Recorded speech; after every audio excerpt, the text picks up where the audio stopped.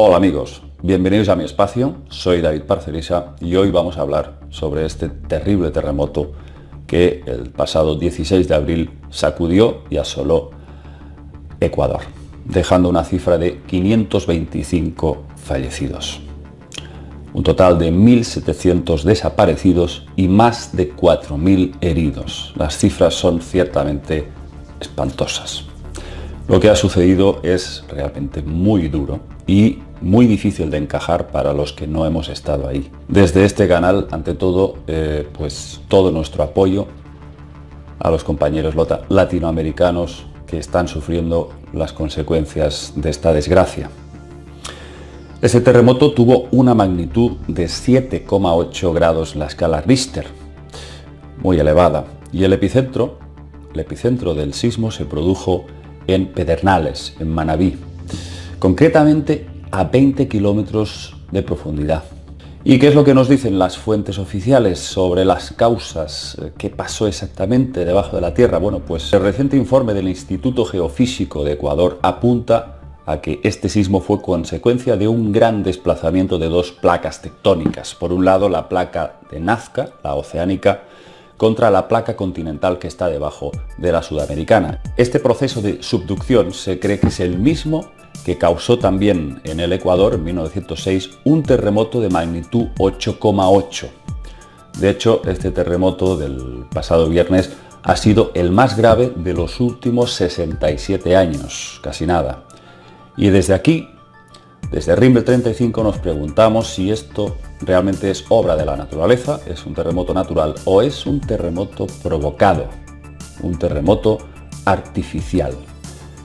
Desde luego ya no estamos en 1906, estamos en el siglo XXI y por increíble que pueda resultar afirmar esto, podemos asegurar absolutamente que muchos terremotos no son naturales.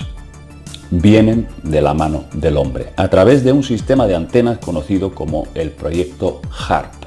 Se ha hablado mucho sobre este proyecto, pero creo que nunca la sociedad en la que seguimos inmersos no acaba de ser consciente de la gravedad de esta situación y del peligro que entraña este proyecto.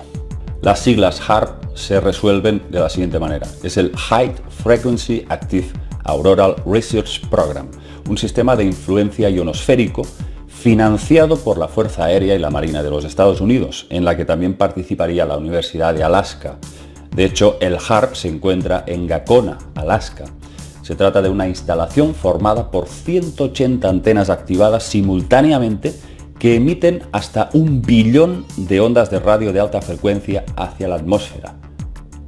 ¿Qué es lo que argumentan ellos para, digamos, utilizar este proyecto, este sistema de antenas? Pues ellos dicen que es para realizar experimentos en la ionosfera con ciertas aplicaciones militares de defensa. Es decir, con estas ondas podrían destruir incluso misiles a larga distancia, alterar la intensidad del cinturón de Van Allen, etcétera, etcétera. Básicamente, HAARP es un calentador ionosférico capaz de alterar el clima.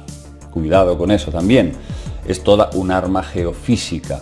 En caso de querer dañar a un país enemigo, con el HAARP pueden provocar sequías, inundaciones, tormentas eléctricas devastadoras, huracanes y, por supuesto, y a eso vamos hoy, provocar terremotos. Para generar un terremoto, ellos no lanzan esas ondas bombardeando en un punto concreto de la Tierra. Lo que suelen hacer es focalizar esas ondas hacia la atmósfera.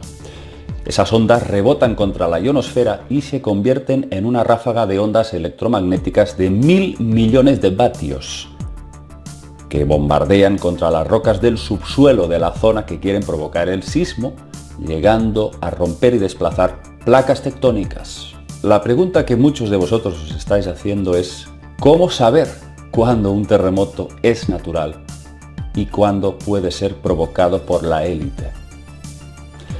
Bueno, pues hay varias formas y una de ellas es por la profundidad, es decir, lo que los centros sismográficos registran para saber dónde se ha producido el epicentro de ese terremoto. Fijaos, os voy a poner un ejemplo, a ver si esto os parece casualidad o no.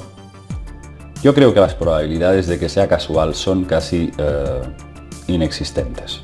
En Venezuela, el 8 de enero de 2010, se produjo un terremoto con una profundidad de 10 kilómetros. En Honduras, el 11 de enero de 2010, otro terremoto con profundidad de 10 kilómetros. En Haití, el 12 de enero de 2010, otra vez, profundidad 10 kilómetros.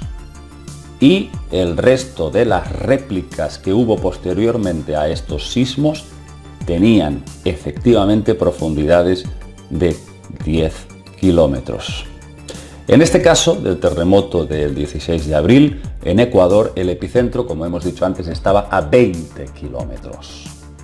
O sea que cada vez parece que en el caso de que haya sido provocado, tienen la capacidad cada vez más de llegar más lejos, más profundo, el provocar ese sismo.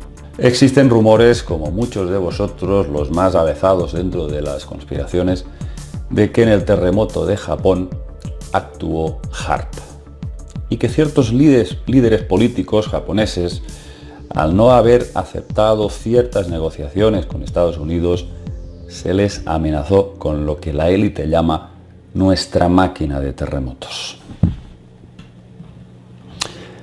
Yo no digo que haya pasado esto en Ecuador, pero bueno, fijaos en un detalle. En Estados Unidos tienen un nivel de peligrosidad de lo más elevado del planeta para sufrir terremotos. Ahí está la gran falla de San Andrés, que recorre por unos 1.300 kilómetros bajo el estado de California. Es una falla que los geofísicos llaman la falla transformante. ¿Qué es una falla transformante? Pues bueno, es algo que lógicamente, estadísticamente hablando, tiene que dar, por supuesto, muchísimos más sismos de los que actualmente se están produciendo. Es decir, deberían de darse mucho más a menudo una serie de sismos muy graves. En los últimos años, los terremotos vinculados a la falla de San Andrés han oscilado entre 5 y máximo 7 grados de la escala Richter, pero raramente con víctimas, exceptuando el terremoto de abril del 2010, que hubo 4 muertos. Pero claro, 4 muertos, pero ¿qué es eso comparado con lo que ha pasado en Ecuador? 525 fallecidos. Terrible. Claro, muchos diréis, bueno, ¿qué está intentando decirnos David? Que en Estados Unidos están como de alguna forma salvaguardados. Y muchos también diréis, ¿y qué hay entonces del tsunami de Nueva Orleans? Y yo os digo, sí, fue Nueva Orleans, pero no fue Nueva York. Ahí lo dejo, para quien quiera entenderlo o pueda entenderlo. Yo lo dejo para que reflexionéis. Os he dado unos datos, os he dado una información. No las tengo todas de que esto haya sido un terremoto natural. Tampoco estoy afirmando que haya sido provocado, pero estoy viendo ciertos detalles que no me acaban de encajar y de que haya una serie de países que precisamente no interesan a la élite. Ahí lo dejo, amigos, ahí lo dejo. Desde aquí, desde Rimbel 35, muchos ánimos y todo nuestro apoyo para todas las víctimas y todos los afectados por este terrible desastre, y que desde luego pues nosotros os enviamos mucha luz y mucha esperanza para que sigáis adelante.